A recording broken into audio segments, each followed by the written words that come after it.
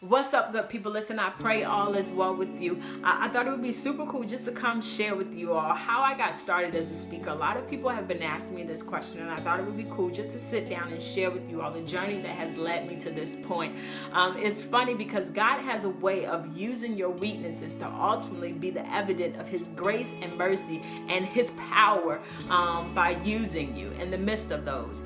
Me, introverted personality, withdrawn, being in a room full of a bunch of people, being overwhelmed or either scared, nervous. Yeah, that's me. And for God to take and have a call on my life and purpose me to be able to share my story in order to save somebody else's life, I'm forever grateful for that and humbled by that.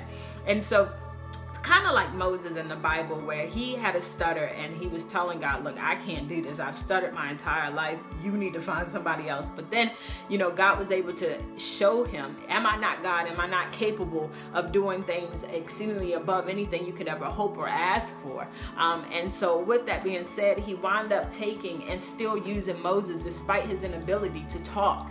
A lot of times we look at who we are or where we are and we feel as though we're not good enough to do the particular task, but that's the moment for us to realize that God is bigger than just us, that God is able to do anything, and He's able to use us in the midst of our weakness, or in the midst of our fears, in the midst of our multiple personalities that we may have, or any struggles that we may be dealing with. He's still able to get glory in our stories. And so I wound up taking and getting this phone call from a previous boss of mine, Miss Amanda. I'm forever grateful to her. And listen, I had started speaking at 7 years old in the church. And so I had been known in the church to pray and to speak, but this was the first time I had been asked outside of the church. And so she had called me and she said, hey, I have these high school students and I want you to come speak to them. And at first I'm like, what am I going to say? What am I going to do? But I did not allow that to stop me, because I understood that my story was intended to save someone else's life. And that was the first time that it wasn't about dress for success. It wasn't about time management, but it was the first time that I would be vulnerable before a group of people in hopes that my testimony would be light or a glimpse of hope for them. And so I went to this conference and when I went there and I spoke, and immediately I saw the power of our stories. A lot of times we may think, oh, it's no big deal, no one cares, but ultimately we survived to save someone else that would not be strong enough. And on that day, it was proven. And so I wound up taking and saying, okay, I know that I've been speaking, my entire life.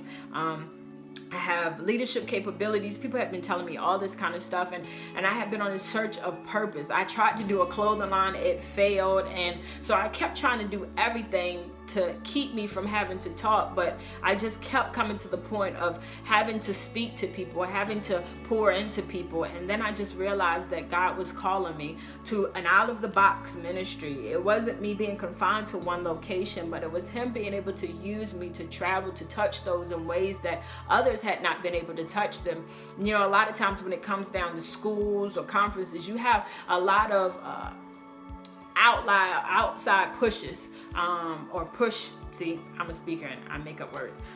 Outside focuses, say for instance, time management, work smarter, not harder. But I realized that nobody was really dealing with the ugly side of people. When I say ugly side, I mean like the pain, the stuff that we try to hide. We put on the makeup, we try to cover up, we try to mask. Nobody was doing it. And I realized that my story was able to be transparent enough in that way to free people. And so I wound up taking and just speaking at conferences, speaking at churches, speaking at schools.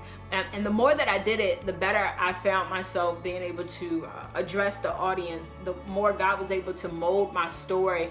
And to the point I wound up bringing in props. I wound up having this message that went with it. And so then I had this one conference that I was determined to get. And the beauty of this conference is that this was the starting ground for me. I was on the planning committee, and I remembered going through a bunch of speakers that we were going to have for this conference, and my boss looked at me and she said, Nicole, this should be you. You need to write your book. And so I wound up taking and I went home and I started writing my book. And although I did the book purpose, it still wasn't the driving force that got me more gigs, but it was more so to be the takeaway for those individuals that had heard my story. And so for the past 7 years, I have been speaking on a larger scale that I never imagined to have spoken on. And it was more so just me stepping out of God's way and just entrusting the process. I won't say that I have stood up and been able to say sentences correctly or words correctly. And I make fun of myself while I'm speaking, but I understood that despite those errors, that my purpose was bigger than just me, that story, that message, that testimony touched somebody in a way that no one had ever dealt with. And I never forget, because I have this activity where I have everybody write one insecurity that they have about themselves. And then I share them in the room. And I remember the day that someone wrote that they were suicidal.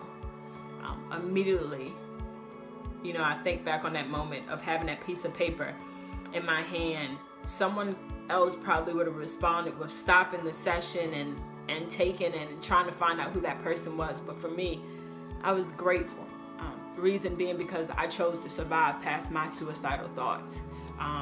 And when I say that your story is bigger than just you and it's intended to save lives, that's what I mean.